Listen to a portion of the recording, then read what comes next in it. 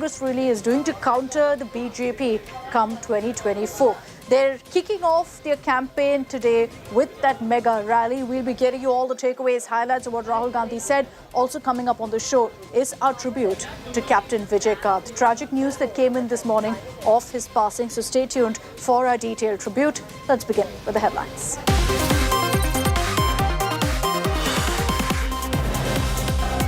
Ram Mandir politics escalates. Sharad Pawar says the consecration ceremony has been politicized. Suspense over SP Chief Akhilesh Yadav's attendance at the event.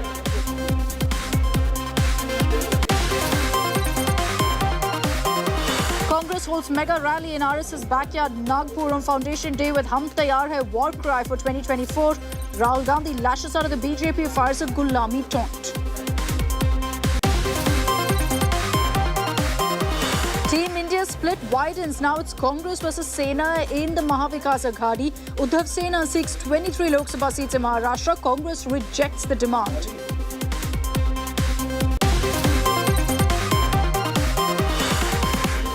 Big diplomatic win for India. Days after Modi's meeting with the Emir of Qatar, death sentence to 8 ex-Navy men in Qatar commuted.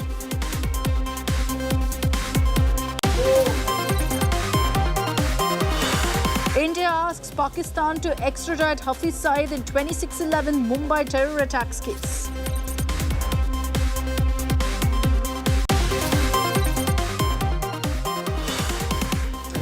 And DMDK chief superstar Captain Vijaykanth passes away. Last rites of Vijaykanth to be held tomorrow at 4:45 p.m. at the party headquarters in Coimbatore. He will be laid to rest with full state honours.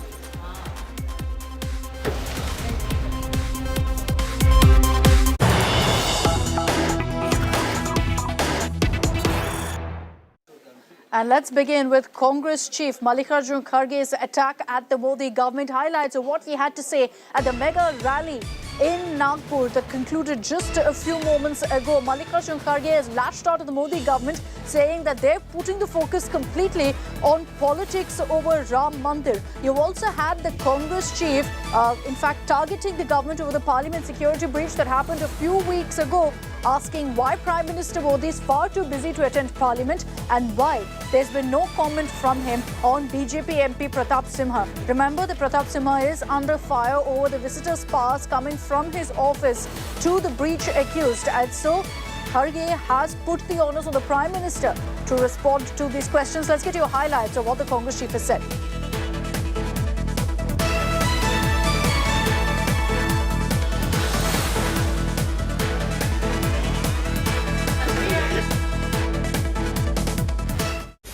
आप MP हो,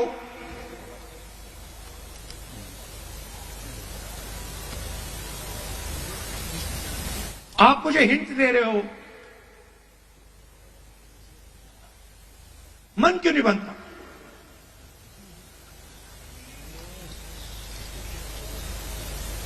कहता है Rahul ji, BJP में गुलामी चलती है। जो ऊपर कहा जाता है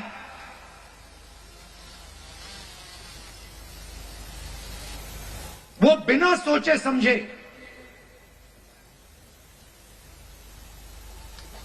करना पड़ता है। हमारी कोई सुनता नहीं। ऊपर से ऑर्डर आता है, मतलब जैसे पहले राजा ऑर्डर देते थे,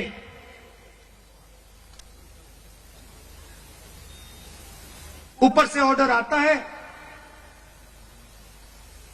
और उसका पालन करना पड़ता है। अच्छा लगे ना लगे, चॉइस नहीं होती। उनकी विचारधारा राजाओं की विचारधारा है, किसी की सुननी नहीं।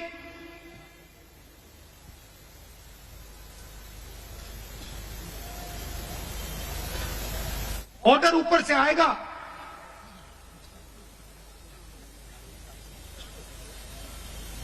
आपको ऑर्डर का पालन करना पड़ेगा।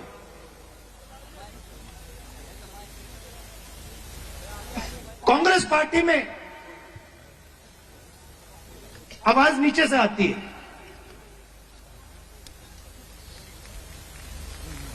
हमारा छोटा सा छोटा कार्यकर्ता हमारे किसी भी नेता को टोक सकता है। सही है ना? हमारे कार्यकर्ता मेरे सामने आते हैं और मुझे कहते हैं, राहुल जी ये जो आपने किया मुझे अच्छा नहीं लगा। और फिर मैं उनको समझाता हूं कि देखिए मैंने ये इस कारण किया, और मैं उनकी सुनता हूं। पुन्हा एक नवीन चमत्कार करू लागलाय। आता सगळं सोडून, काम सोडून, लोकांचे कठीणाई सोडून, आमच्या किसानचे मुद्दे सोडून, अनएम्प्लॉयमेंटचे मुद्दे सोडून आता सगळं देवाकडे लागलाय। देवाकडे लागून ह्या इलेक्शन मध्ये ते सगळं एक एक करून भजन करत तुमच्याकडे येईल। तर बंधूंनो, तुम्ही त्या कशालाही बघू नका। देशासाठी, देश वाचवण्यासाठी तुम्हाला इंडियाला महत्व द्यायचं आहे। एकीकडे पार्लमेंट आहे, चाललेलं आहे, दुसरीकडे प्राईम मिनिस्टर, होम मिनिस्टर हे बाहेर फिरतात। पार्लमेंट मध्ये येऊन जे गॅस सोडले, वरून उडून आले, ते कसं आले, कोण आणलं? आज मी सांगतो तुम्हाला, एक बीजेपीचा एमपी त्यांना साईन करून दिला होता आणि त्याच्यामुळे ते सगळं झालं। So those are some of the highlights of what Rahul Gandhi and Congress Chief Mallikarjun Kharge had to say at that rally. Let me bring in Sahil Joshi, who's joining us live from Nagpur. He was at that rally, covered it extensively. Sahil, this is being branded. This particular rally was branded as Congress's big campaign kickoff for 2024. They've come up with the slogan, "Hai tayar, hum, we're ready." Did you really see that kind of energy on ground, that the Congress is all set to kick off 2024 with this rally? Well, Akshita, I will put my views in 3 points. The first point is about the Congress party. The message from this rally for the Congress workers that the Congress party is still united even after whatever the losses they faced. Some elections they won, like Karnataka and Telangana, but 3 major elections in the Hindi belt, they could not retain the 2 of the states which earlier with the Congress. So today when the leaders were coming to the rally, they did come independently. All of them, including that of senior leaders like Digvijay Singh and others, they were taken into the bus, and the bus came together. All the leaders from Maharashtra, from Karnataka, from Telangana to all other places, everybody rode on the bus, and the bus, they were brought to the spot at the venue in the bus, just to send a message to the workers that how the Congress leaders are united even after the defeat.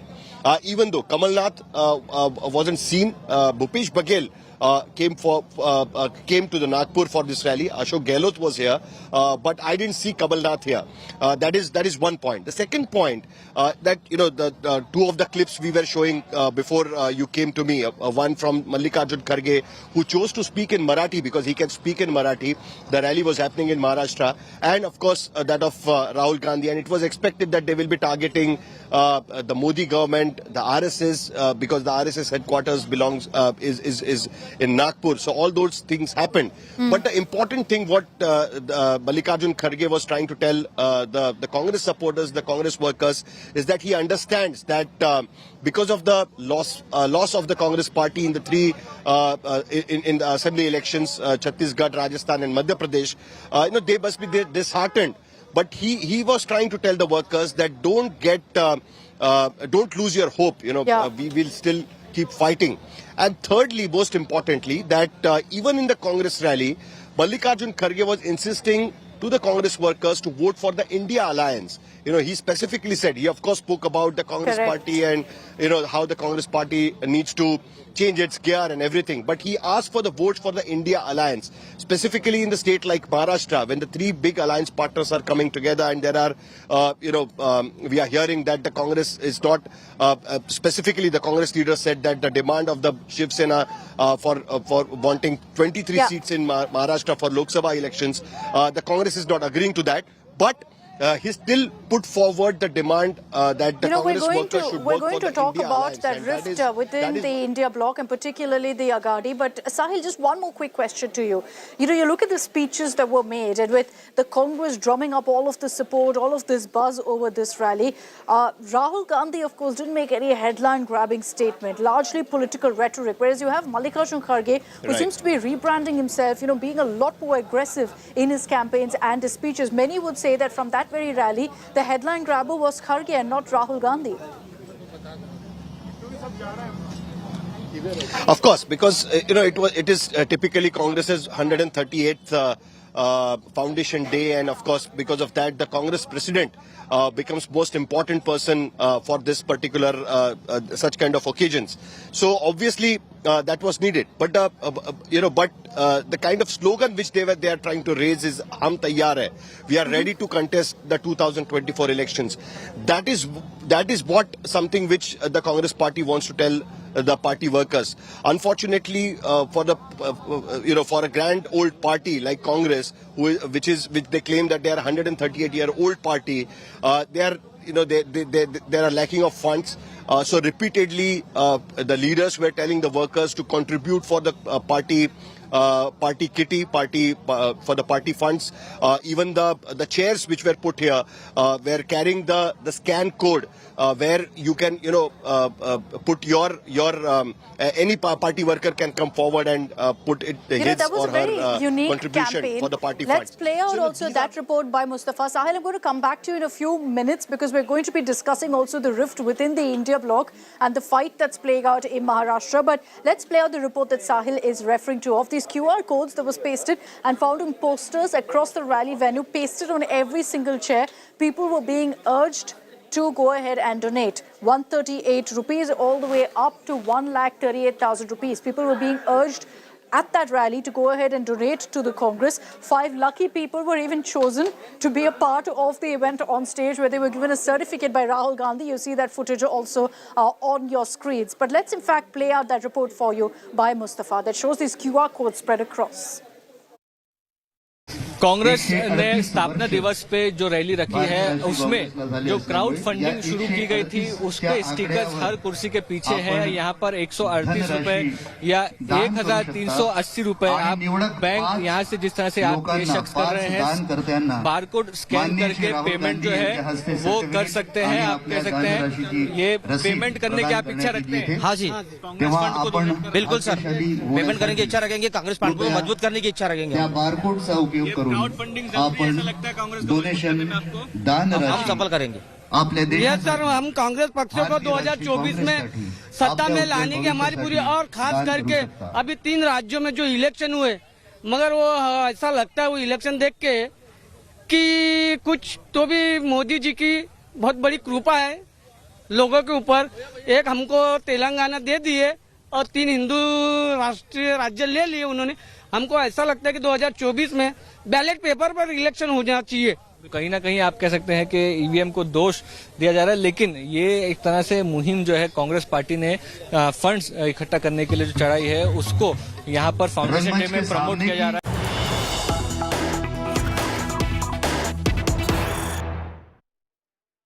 Now let's get your breaking news that's coming in from Bihar, where there's been a lot of talk about a change of guard in the JDU, that Lalan Singh will make way for Nitish Kumar. And India Today's news break being confirmed right now on the JDU Leadership Change. Sources telling us that in the meeting that just concluded in Patna, you've got Lalan Singh all set to step down as the JDU chief. The decision has been taken that Nitish Kumar will be the next JDU chief. He will be replacing Lalan Singh. Tomorrow you're going to see another follow-up meeting, and that's where the decision will be confirmed. Let's get your reactions also coming in from the JDU soon after that huddle. ये तय हुआ कि कल राष्ट्रीय कार्यकारिणी की बैठक 11:30 बजे वीपी हाउस में होगी और 3 बजे राष्ट्रीय परिषद की बैठक होगी और जो अफवाहें चर्चाएं थी वो सब सिरे से खारिज। कोई एजेंडा एजेंडा तय करके ललन सिंह जी को लेकर कोई बात नहीं। ललन सिंह जी अध्यक्ष हैं। Okay, let's take this across to Himanshu for more details. There's been endless speculation about this, Himanshu. लेकिन अभी ये information मिल रहा है कि इस मीटिंग में ये तय हुआ है कि ललन सिंह रिजाइन करेंगे और नीतीश कुमार ही नेक्स्ट JDU चीफ होगा। क्या ये फिर ये कंफर्मेशन भी मिलता है कि शायद नीतीश कुमार ये डिस्कस कर सकते हैं कि उनके पॉलिटिकल एलिजियंस कहाँ पे होगा नेक्स्ट?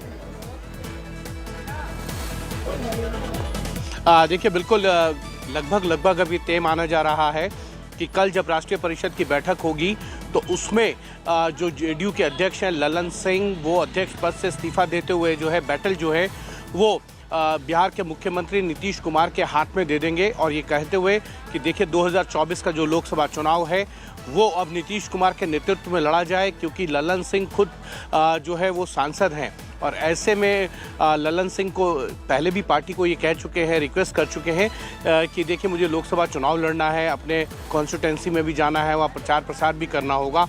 तो ऐसे में पार्टी की कमान जो है किसी और अन्य नेता के हाथ में दी जाए। लेकिन नीतीश कुमार इस बात को नहीं मानते हैं। उनका मानना है कि अगर कमान लेनी है पार्टी की तो नीतीश कुमार लेंगे। लेकिन सूत्रों के हवाले से ये भी कहा जा रहा है कि जिस तरीके से ललन सिंह की नज़दीकियाँ पिछले कुछ दिनों में RJD के जो अध्यक्ष हैं लालू प्रसाद यादव और बिहार के जो डिप्टी चीफ मिनिस्टर हैं तेजस्वी यादव, उनसे खूब रही और ये नीतीश कुमार को गवारा नहीं है कि उनकी पार्टी का कोई नेता जो है अन्य पार्टी का स्पोक्सपर्सन बने या उनकी जो है तारीफ के पुल बांधे। ये नीतीश कुमार को कभी भी जो है स्वीकार्य नहीं है और इसीलिए ललन सिंह के लिए कहा जा रहा है कि वो इस्तीफा दे सकते हैं राष्ट्रीय परिषद की बैठक में और बैटल जो है वो नीतीश कुमार के हाथ में जाएगी, यानी JDU एक बार फिर से नीतीश कुमार के हाथ में होगी। और हमेशा यही कहा जाता है कि जो JDU है वो नीतीश कुमार ही है, भले ही अध्यक्ष चाहे कोई भी रहे हों। इससे पहले भी RCP सिंह अध्यक्ष रहे, उनसे पहले शरद यादव रहे, नीतीश कुमार खुद कई बार अध्यक्ष रह चुके हैं जब इस तरीके की ट्रांजिशंस होती हैं, जॉर्ज फर्नांडिस रहे हैं। लेकिन नीतीश कुमार ने 2005 के बाद जिस तरीके से पूरी पार्टी पर एक मुश्त अपना राज किया है, जिसको जब चाहा जौन सा पद दिया है, ये बताता है कि ललन सिंह के लिए अब जो समय है वो बहुत अच्छा नहीं है। पार्टी के राष्ट्रीय अध्यक्ष को इस्तीफा देना पड़ेगा। There will be questions about whether you're going to be seeing political allegiance change, and by that I mean, are you going to be seeing a different equation, a different alliance? Because with Nitish Kumar, you never really know. Himanshu, thank you for joining us with those details. These meetings that have been taking place have been happening in the national capital, and I want to play out for you reactions that have come in from clearly sidelined Lalan Singh as well as Nitish Kumar. हर साल एक बार राष्ट्रीय स्तर पर बैठक होती है, उसी दृष्टिकोण से फिर बैठक रखी गई है। कल बैठक है, लोग आ गए हैं, कल बैठक है, अब बैठक जनता दल यूनाइटेड एक है और एक रहे। आप चाहे जितना भी ताकत लगा लीजिए।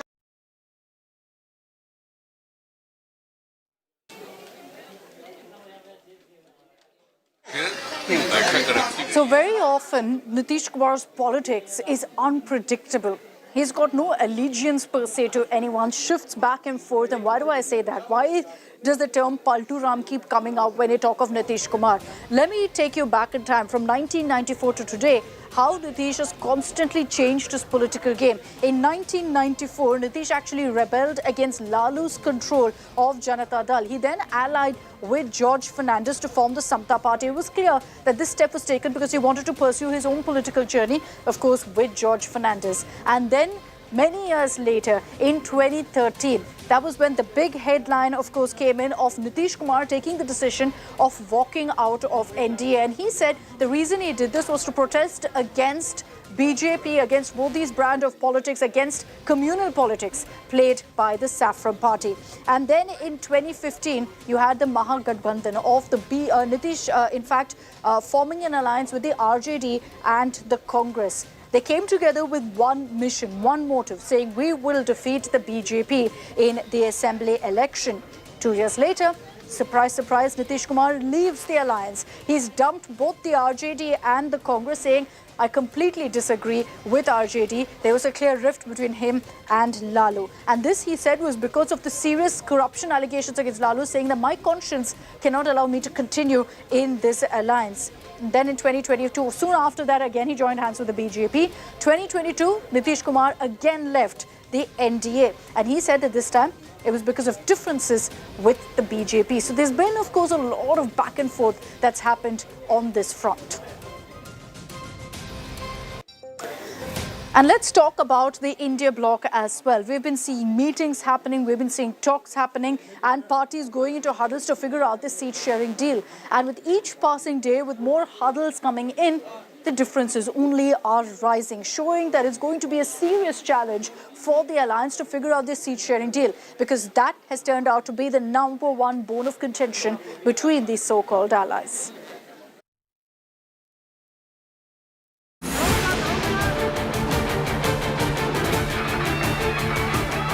Didi dominating the Congress in Bengal. Congress versus Uddhav Sena in Maharashtra. BSP seeking its pound of flesh in Uttar Pradesh. A fresh tussle over the prime ministerial face. Congress versus left in Kerala. The endless list of internal rifts in the opposition camp have been widening, and they widened further on Thursday, with the big tussle over who to project as principal Modi challenger. The Bahujan Samaj Party rooted for its chief Mayawati as India bloc's Dalit prime ministerial face, a demand scoffed at by the Congress. प्रधानमंत्री का candidate अगर वो दलित ही चाहती है कांग्रेस और दूसरे alliance के गठबंधन, तो कुमारी बहन मायावती से बढ़िया कोई हो नहीं सकता। देश के सारे प्रदेशों में कहीं 9%, कहीं 7%, कहीं 4%, कहीं 3%, कहीं 1.5%, हर प्रदेश में वोट है। जब वो साथ मिलेगा तो हर प्रदेश में बीजेपी एकदम कमजोर और साफ होती हुई नजर आएगी, तो फिर लड़ाई हो सकती है। इंडिया अलायंस के बहुत सारे लीडर्स हैं, हम अकेले कांग्रेस पार्टी नहीं है, लेकिन और बहुत सारे लीडर्स हैं। उन सब लीडर्स को आपस में बैठकर ही ये चर्चाएं होती हैं। अभी तक जो हम लोगों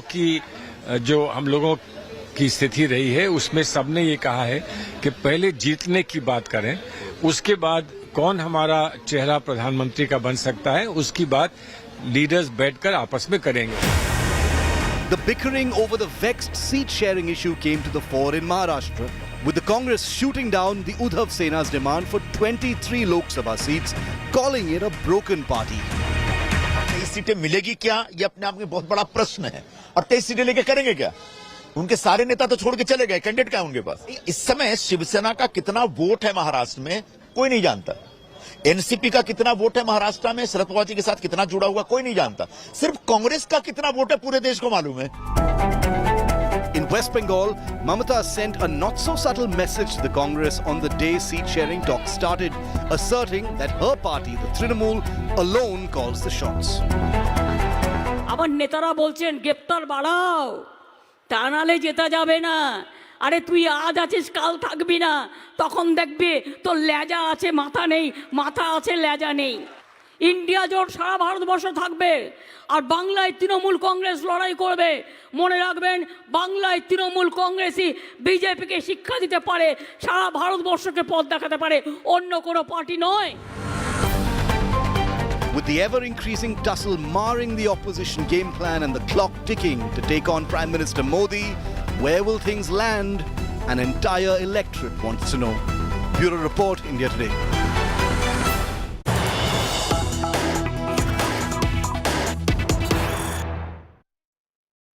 And focusing on Maharashtra, where already there was an alliance between the Congress and the Uddhav Sena, there is an all-out fight over seat sharing.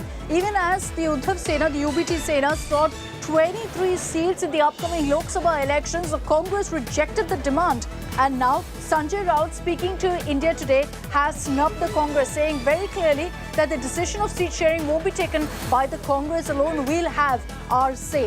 The differences are out in the open, and all of it over seat sharing, with Sanjay Raut saying that the Congress doesn't have a say on its own. We have a big say too, and clearly hinting that they are going to fight it out to ensure that they get their fair share of the power pie and to ensure that they get to fight adequate number of Lok Sabha seats. Their demand is 23. Let's play out for you that exclusive conversation. कोई seat sharing का issue नहीं होगा, लेकिन ये जो पूरा मसला है सीट शेयरिंग का, वो हम दिल्ली में बैठकर सुलझाएंगे, क्योंकि राज्य के जो कांग्रेस नेता होते हैं उनको कोई अधिकार नहीं होता, वो बार बार उनको दिल्ली में आना पड़ता है, बार बार। तो आपको नहीं लगता कि संजय निरुपम जी की टिप्पणी इतनी इंपॉर्टेंट है या फिर उनसे बात करनी चाहिए? नहीं, हम बात किससे करेंगे? हम तो बात खरगे साहब से करेंगे ना। हम बात करेंगे खरगे साहब से, हम बात करेंगे वेणुगोपाल जी से, हम बात करेंगे राहुल जी से। लेकिन वो भी तो कांग्रेस के नेता है। वो कह रहे हैं कि देखिए, कोई एक भी इलेक्शन ऐसी नहीं हुई है शिवसेना में टूट के बाद, शिवसेना में जो टूट हुई उसके बाद एक भी इलेक्शन नहीं हुई है जिससे पता चले कि शिवसेना के पास कितना वोट परसेंटेज है या फिर शिवसेना की कितनी ताकत है मुंबई में, महाराष्ट्र। कौन क्या बोलता है उसके ऊपर ध्यान देने की जरूरत नहीं है। हम महाविकास आघाड़ी और इंडिया ब्लॉक को मजबूत बनाना चाहते हैं, और सीट शेयरिंग ये कोई बड़ा मामला नहीं है महाराष्ट्र के लिए। आप देखिए, छत्तीसगढ़ में तो कांग्रेस नहीं टूटी थी, फिर भी हार गए, सरकार थी। राजस्थान में कांग्रेस में कोई टूट या फूट नहीं थी, सरकार थी, हार गए। मध्य प्रदेश में कांग्रेस में कोई बड़ी टूट या फूट नहीं थी, हार गए। विधायक और एमएलए चले जाने से कोई फूट नहीं होती। So a clear message there from Sanjay Raut saying there's no fight, but we will ensure that we get our fair share of seats in the upcoming Lok Sabha battle. This in a state where the Congress and the Sena already had an alliance. You can only imagine in other states what really the situation is. We've already been telling you about differences in Punjab, about differences in Bengal, because these are states where regional parties also have a big say and are refusing to accommodate Congress's requests. And in Maharashtra, essentially the tables have turned around, because you've got the UBT Sena saying give us 23 seats, the Congress is saying no way. And it's very clear that the UBT Sena, the Uddhav Sena, wants to send out a message that the Congress isn't the boss of the India bloc, that everyone will be considered, everyone's view will be considered, and that the Sena is going to fight it out to ensure they get 23 seats. How far will they take that fight is really the question. How far will they be willing to fight it out? Will it even mean and translate to going ahead and taking an extreme step of leaving the India alliance? It remains anyone's guess right now. But Sahil Joshi is joining us live with more details of this. Sahil, very interesting play that's happening right now in Maharashtra. It's a state perhaps that many thought maybe it would be easier because you already had the Mahavikas Aghadi, and that's clearly not going to be the case, with Sanjay Raut saying very clearly that, look, we will demand what we want. Congress can't decide on its own. Well, Akshita, it all started with the Shiv Sena's demand that they should get the same number of seats what they were getting when they were in alliance with the BJP. The formula was very clear when they had an alliance with the BJP, 25 BJP and 23 Shiv Sena. But now they have to realize one thing, that they are not in a two-party alliance. It's a three-party alliance, and the fourth partner, that is Prakash Ambedkar, is waiting in wings. So, you know, he may have to be accommodated as well. At this point of time, what Congress believes is that the Maharashtra, for them, it's the best chance to regain their earlier status.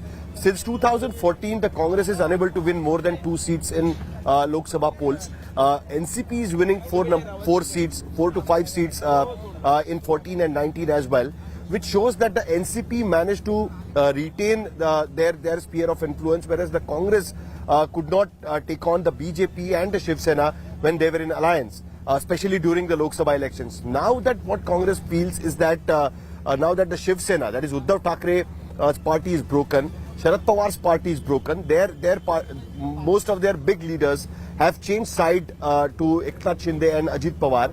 So right now it's Congress's chance at least to get the number of seats which, a respectable number of seats in Maharashtra. If they agree to the demand made by the Shiv Sena, that is not going to be possible.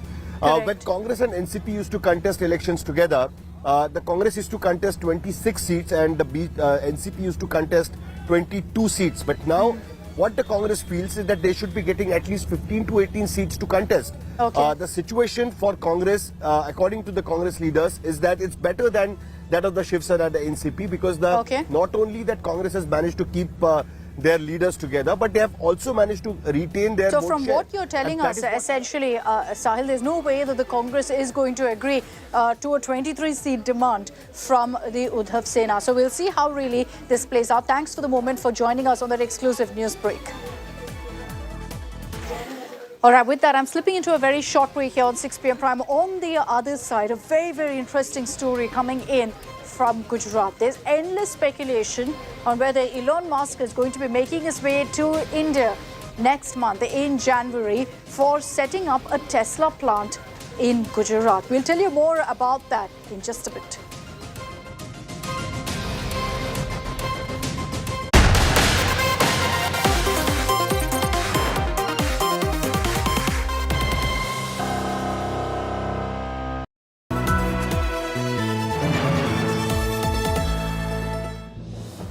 India, as you know, is a land of diversity, where countless stories are born every day. A brand that has celebrated the rich mosaic of our country, India Today, is the brand that has been covering stories from all spheres of life from across the country tirelessly, making sense of the myriad India and the Indians residing in here. The story of India Today and the story of my latest film, Donkey, which is inspired by the phenomenal dreams and struggles of the same Indians and is a story about love and friendship filled with humor and heart. हमने मजबूरी में अपना घर छोड़ा था, वरना कोई अपना देश, अपना परिवार, अपने दोस्तों को छोड़कर क्यों जाएगा सरहदों पे गोली खाने? While my film Donkey symbolizes the struggle of many who leave home and their loved ones behind in the hope for a better life, they miss their homeland in this tough bargain. But it's their spirit that helps them carry on. India Today has been capturing the indomitable spirit of being an Indian for over 5 decades now. India Today, making sense to India, making sense of India.